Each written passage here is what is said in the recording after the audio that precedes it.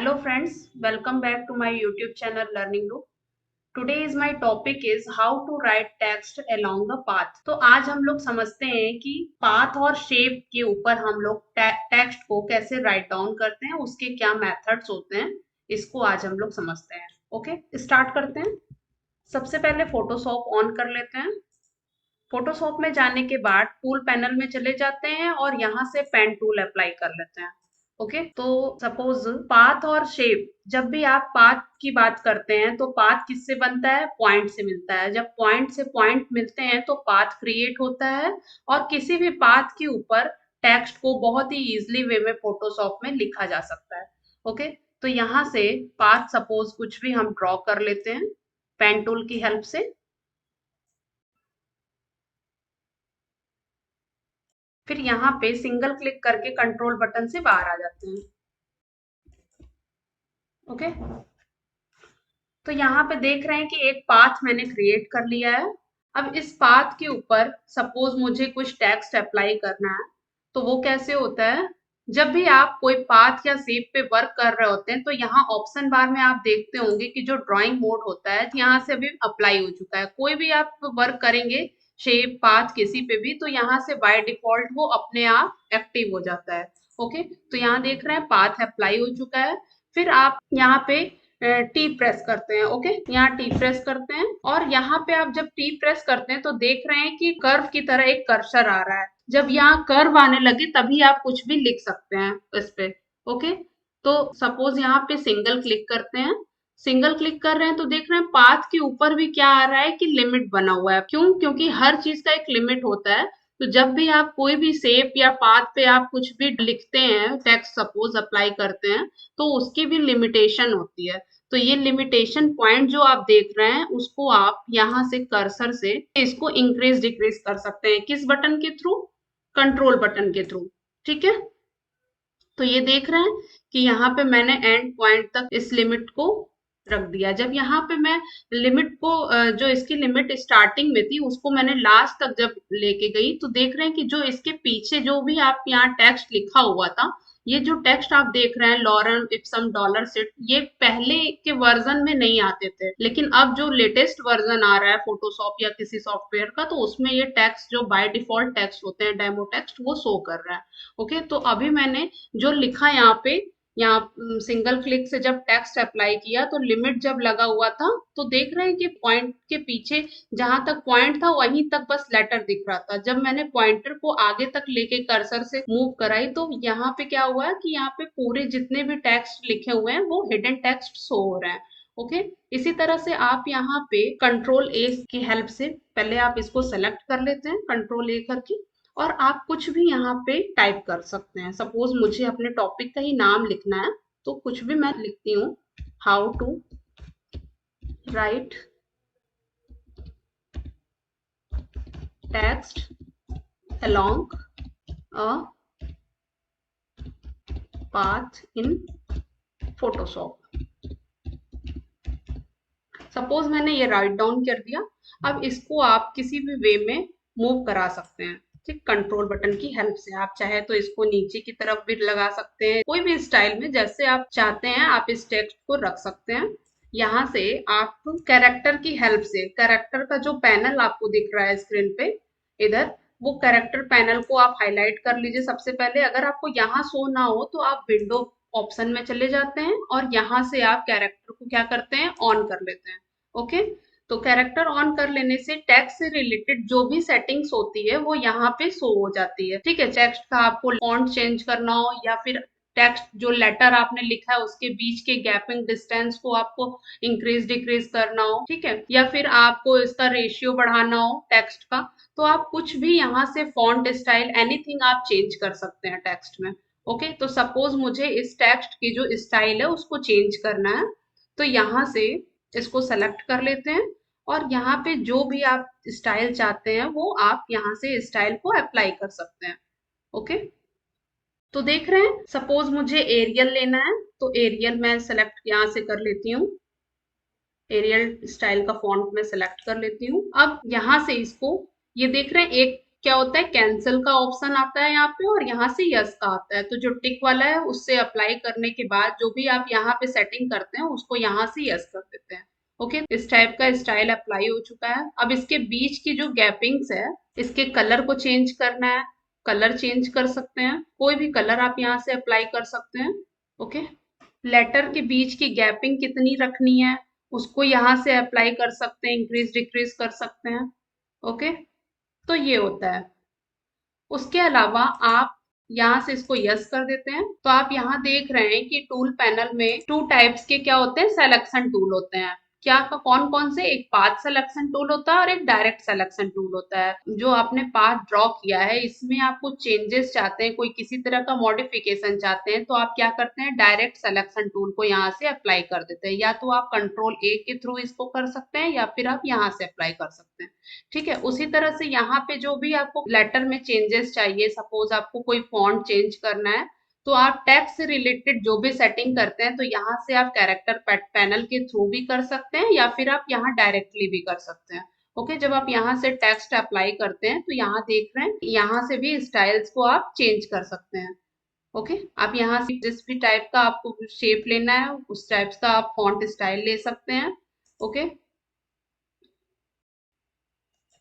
फिर उसके बाद यहाँ अलाइनमेंट का आप देख रहे हैं ऑप्शन आ रहा है। तो अलाइनमेंट जो आपने टेक्स्ट राइट डाउन किया होता है उसको आपको किस एरिया में लिखना है, लेफ्ट साइड लिखना है, राइट साइड लिखना है, सेंटर में लिखना है, आप यहाँ से सेटिंग उसकी भी अलाइनमेंट सेटिंग भी कर सकते हैं टेक्स्ट की। ओके, तो ये जो पाथ सिलेक्शन टूल और डायरेक्ट सिलेक्शन टूल होता है इनमें थोड़ा सा बस डिफरेंस होता है। डायरेक्ट सिलेक्शन टूल से क्या होता है कि इसको सेलेक्ट करते हैं और पाथ जो आपने ड्रॉ किया होता है उसमें आप कुछ भी मॉडिफाई कर सकते हैं। ठीक है, देखिए जैसे जैसे आप पाथ में चेंजेस करेंगे उसी तरह से टेक्स्ट भी क्या होगा, उसी शेप में चेंज होगा। ओके, तो पाथ आप जैसा चाहें वैसा रख सकते हैं। और भी इसमें चेंजेस होता है। सपोज आप यहाँ पे देख रहे होंगे, जब इसको आप सेलेक्ट करते हैं डायरेक्ट सिलेक्शन से, तो यहाँ का जो माउस का जो कर्सर है आप देख रहे होंगे कि ये कर्सर चेंज हो गया है। यहाँ पे इस टाइप का कर्सर आ रहा है।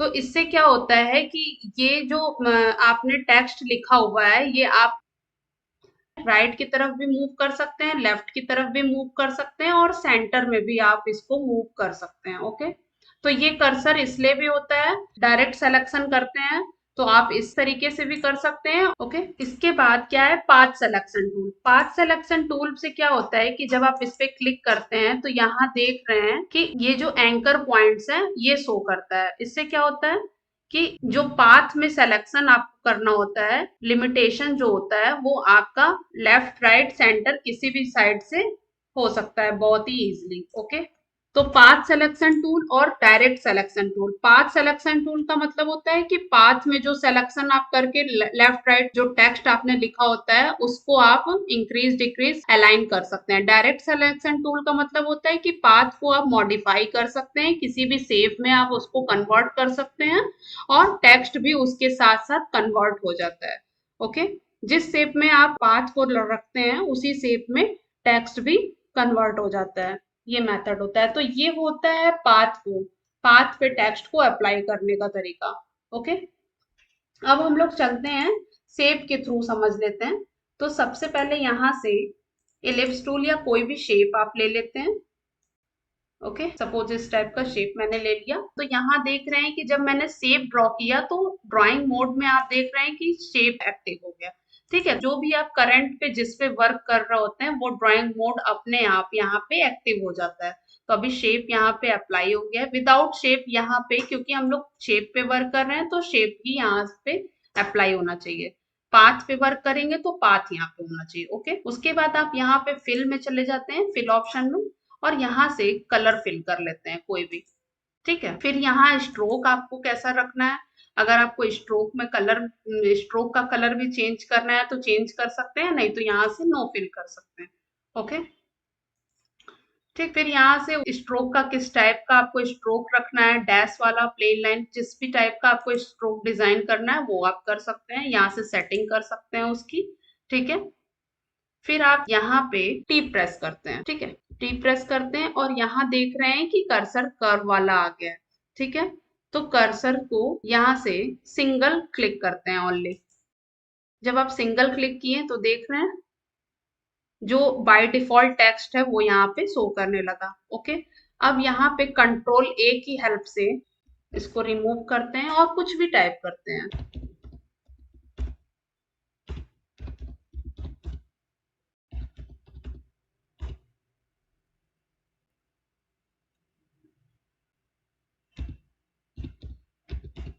ओके,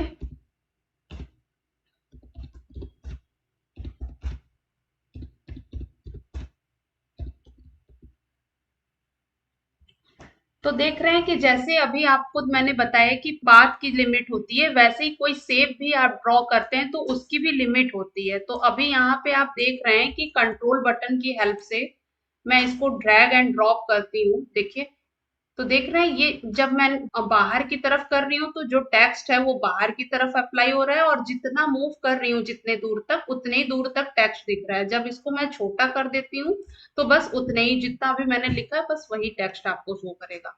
ओके, तो बाकी की जो टेक्स्ट मैंने लिखे थे वो हिडन हो गए। क्यों हो गए? क्योंकि ये जो पॉइंट है आपका उतने ही दूर तक की लिमिट होती है। ठीक है, तो जितना दूर आप पॉइंट को करते हैं कर्सर से उतने दूर तक का टेक्स्ट जो भी है वो टेक्स्ट शो करता है। अगर आप कम करते हैं तो टेक्स्ट जो है वो हिडन हो जाता है।